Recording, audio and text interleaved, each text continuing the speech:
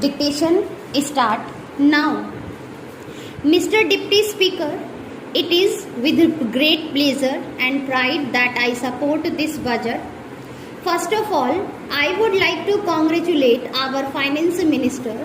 Under the dynamic leadership of our Prime Minister, he has presented a marvelous budget which has got very many new dimensions. He had studied the basic problems of this big country and has made an earnest attempt to give a good start to solve them. In the past, after independence, we have achieved tremendous progress in this country.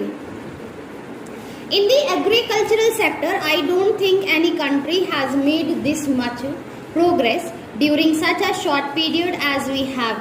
In the industrial sector, also a country which was not producing anything at the time of independence is now producing almost everything that is comparable to that of a developed country. Sir, due to shortage of time, I don't want to go into the details of our achievements. Still, the burning problem in the country is unemployment and underemployment, especially unemployment of the youth. In many countries which claim that there is no employment, either they have only a thin population or they are sending the new generation to the agricultural field because they have got even now virgin lands for cultivation. But in India, especially in a state like Kerala, due to overpopulation and scarcity of land, it is not possible. So, the only way to solve that burning problem of unemployment in this country is to give big a boost to the development of industries that not only generates employment but produces wealth also. So the present approach of our budget will help a lot to solve the unemployment problem in our country. Whatever be the criticism, I congratulate this government on its bold steps to boost the growth of Indian countries and to give relief to the poor, low paid, and the farmers. Crop insurance is a long standing demand of our farmers. Even though there are so many practical difficulties for its implementation, the government have boldly decided to prepare a scheme for the same. The leaders of the opposition were also forced to concede certain very good proposals of the budget. For example, my honorable friend has said, I welcome the crop insurance for farmers and assistance to craftsmen.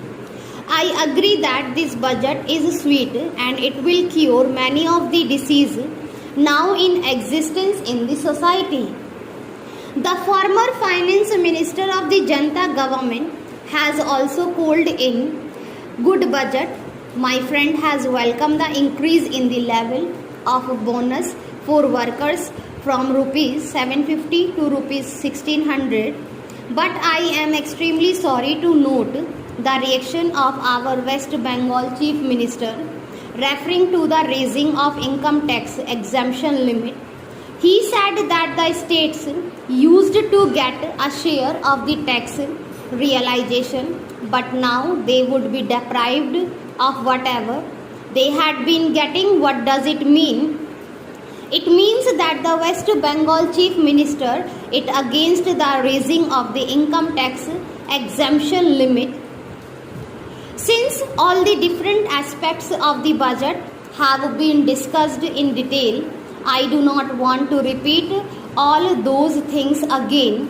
In spite of all these things and in spite of all this progress and developments we have achieved in the past, I would say that we must prepare concrete proposals and schemes to find employment for all and provide homes for all the homeless.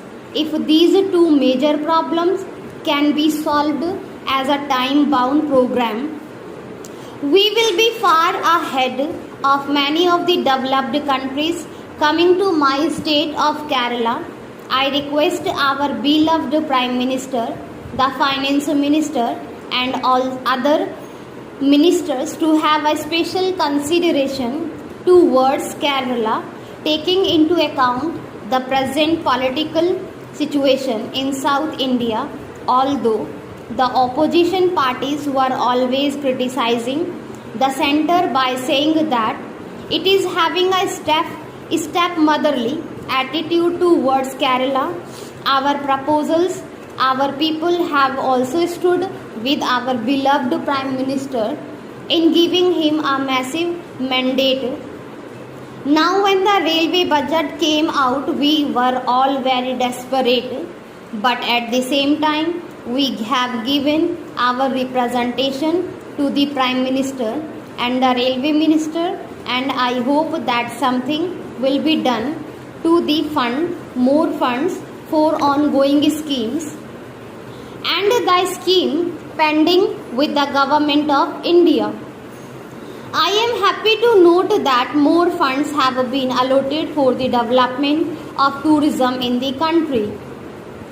Kerala, as you know, is a beautiful state where there is much scope for the development of tourism. After landing in the airport at Trivandrum, you can reach the internationally famous beach resort Koyalam within 20 minutes, and after having a sea bath or sun bath, whatever you like, you can reach a hill station there within another 1 hour. I would also like to request the government that the port of Alapi should be developed as a satellite port of Cochin besides relieving congestion at Cochin port. This will provide employment to Alapi labor.